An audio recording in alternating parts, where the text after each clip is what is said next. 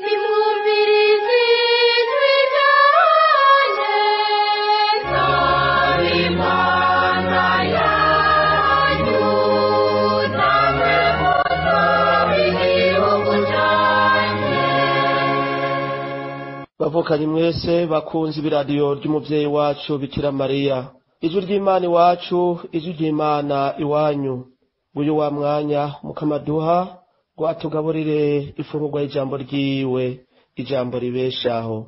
Tuzirikane ibisomwa vy'Eranda Ekleziya dutegurira kuri wa gatanu w'indwi igira 10 mu gihe gisanzwe.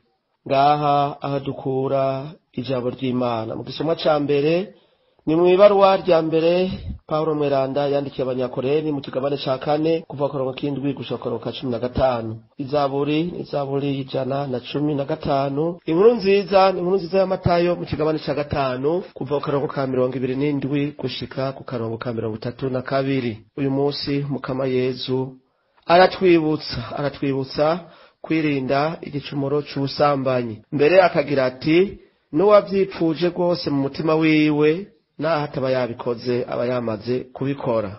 Uri kumwe na Patiri Hermes Bakanibona, Paruwase Bihemba, Diyoseze Nkuru ya Gitega. Yaga Mukama umusavyi wawe arakumviriza. Ivyo dusoma mw'ibaruwa rya kabiri umutumwa Paulo yandikiye abakorenti. Nshuti zanje, iryo tunga ry'umuco w'Imana turishinguye muri twebwe nko mu nzavya zibumba, kugira ngo babone neza yuko ubwo bubasha bw'agatangaza butava kuri twebwe, ariko ko ari ubw'Imana. Amagorwa yose yatuguye ko, ariko ntaradusenyura. Tubuze ico dufata n'ico tureka, ariko ntiturihebura. Baraduhama, ariko ntituri agahebwe. Baradukubita hasi, ariko ntitugirira. Aho turi hose twamanana ntaryo mu mubiri wacu amagorwa y'urwishe Kristu, kugira ngo ubuzima bwa Yezu nabwo nyene bwibonekeze mu mubiri wacu. Nanone twebwe turi bazima, twirirwa turacirirwa urupfu duhorwa Yezu, kugira ngo ubuzima bwa Yezu nabwo nyene bwibonekeze mu mubiri wacu wagenewe gupfa. Nuko rero urupfu rurakora muri twebwe, ubuzima nabwo bugakora muri mwebwe. Mu bitabo vy'Eranda handitswe ngo naremeye nico gituma navuze. Natwe nyene dusangiye uwo mutima w'ukwemera, naco kidutuma kuvuga. Turazi neza yuko uwazuye Umukama Yezu ariwe azotuzura natwe kumwe na Yezu, kandi azotuvyagiza iruhande yiwe turi kumwe namwe. Erega ivyo tugira vyose ni mwebwe tubigirira, kugira ngo ingabirano zisesekare. Nimwagwira umutima wo gukenguruka no kuninahaza Imana uzoburemye. Iryo ni ijambo ry'Imana.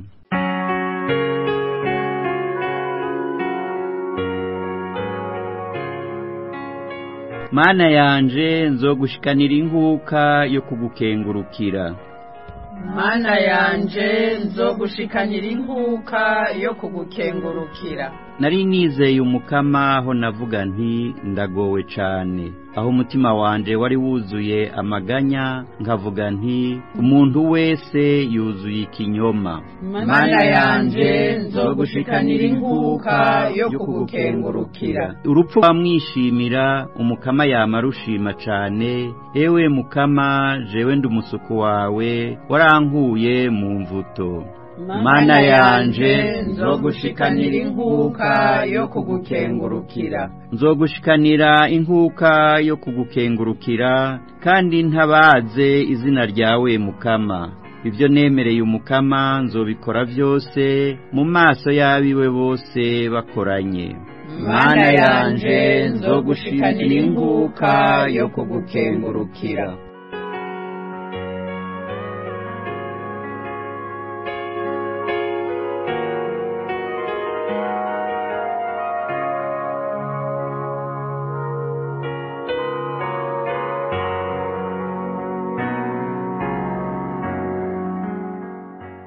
Ivyo dusoma mu nkuru nziza yanditse Matayo.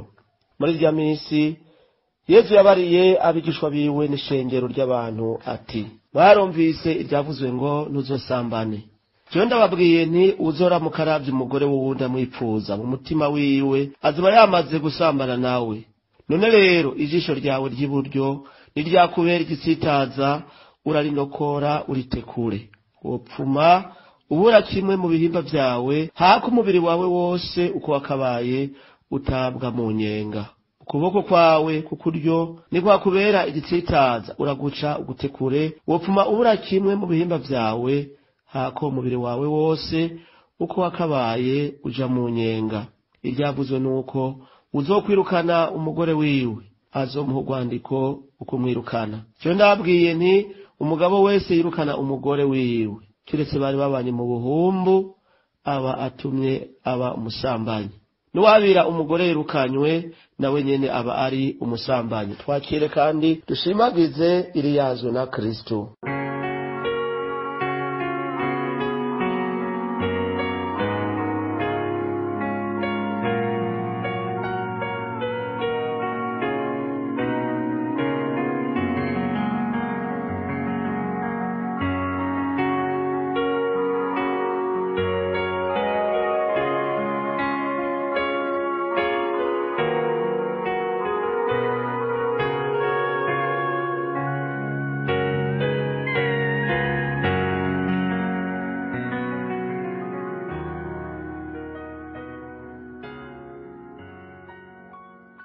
Bavukanyi, nidusabe ingabirano y'ubwere ntegego. Dusabe kuzigama neza imibiri yacu nk'ingoro ya mutima mweranda.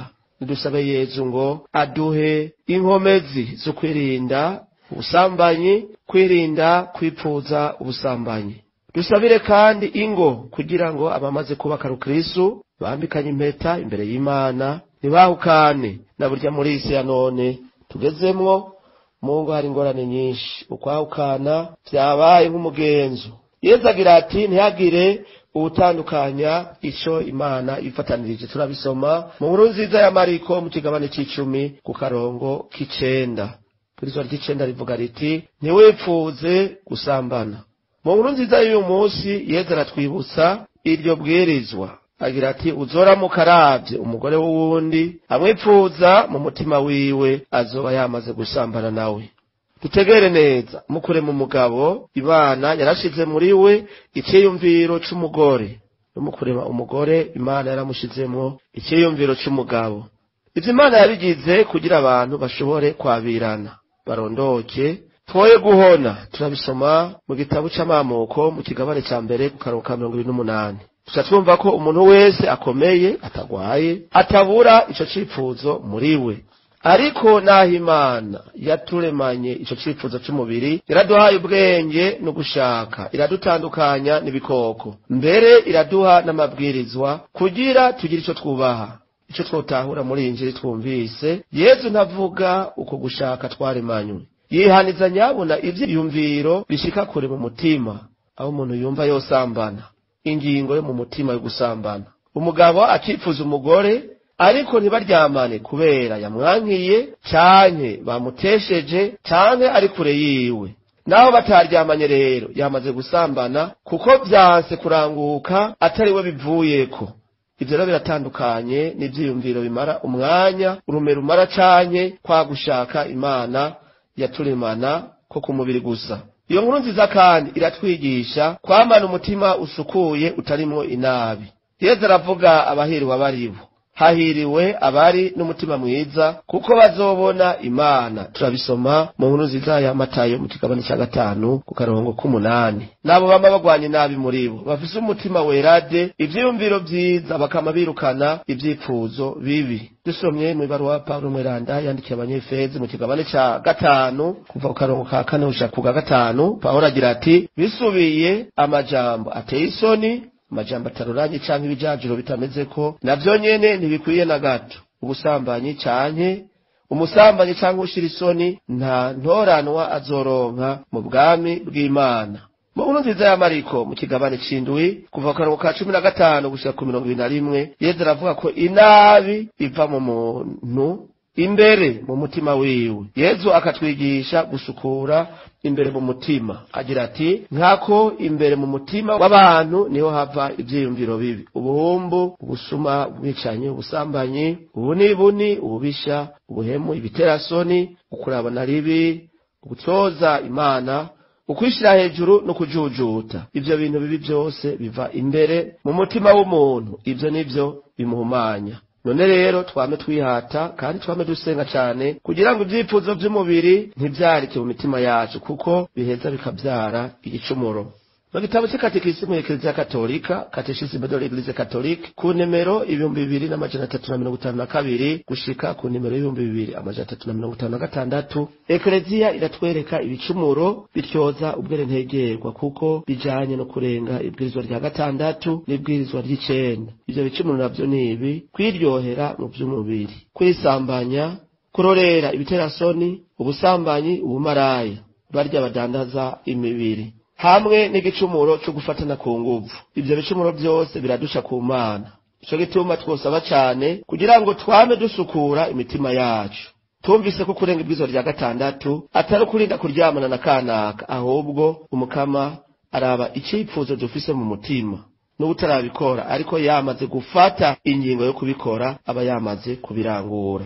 Yezu aradusaba kwimatura kuri ico cose canye uwo wese atuma tugwa muri ivyo bicumuro. Nimba ari ijisho ryopfuma rivayo, nimba ari ukuboko kukuryo kopfuma na kwene kucika, hako umuntu atabwa mu muriro udahera.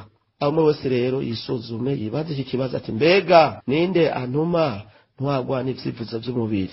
Aza afata ingingo amuburire ati bihebe, niyatemera nawe amuhebe. Ugapfuma umukundira kure ukamuheba, ariko tamwanka hako akubera isoko ry'igicumuro. Mbega nibiki bituma ngwa muri ivyo bicumuro? Nakaboregwe wopfuma uheba inzoga. Itelefone muri iyi myaka iterambere ririko riraza, amatelefone nayo aragisibije n'ahari meza. Ntawoheba itelefone kuko turayikeneye muri vyinshi, ahubwo umuntu yo kwiga ingene ayikoresha kugira ngo ntizomute mu muriro udahera. Hariho n'abahinduye izina, aho kuvuga ngo ni telefone ngendanwa, ubu bavuga ngo shetani ngendanwa. Icyo bise telefone si ordinateur, oya n'umutima w'umuntu. Umuntu niwe akwiye kwisuzuma akaraba ingene umutima wiwe umeze. Dusabe gose umutima mweranda atwinjiremwo, atuganze gutyo twamane umutima utyoroye. Nta muntu yovyishoboza. Paulo mweranda mu gisoma ca mbere yagize ati yamara iryo tunga turifise mu nzavya zibumba, kugira ngo babone neza ko ubwo bubasha bw'agatangaza butava kuri twebwe ariko ari ubw'Imana. Kuzigama ibanga rukristo si inkomezi zacu, ntivyoroshe, tubishobozwa n'inema y'Imana. None twihatire gusenga, twongere kandi dukunde guhabwa isakamento ry'ikigongwe mu gihe tuba twatewe n'ivyiyumviro bibi, amajambo mabi, kandi dukunde isakamento ry'Ukarisiya kuko Yezu arafise ububasha bwo kudukiza. Dukunde kandi rozari nyeranda kuko Bikira Mariya niwe karorero k'ubwerentegerwa. Yezu aragabishije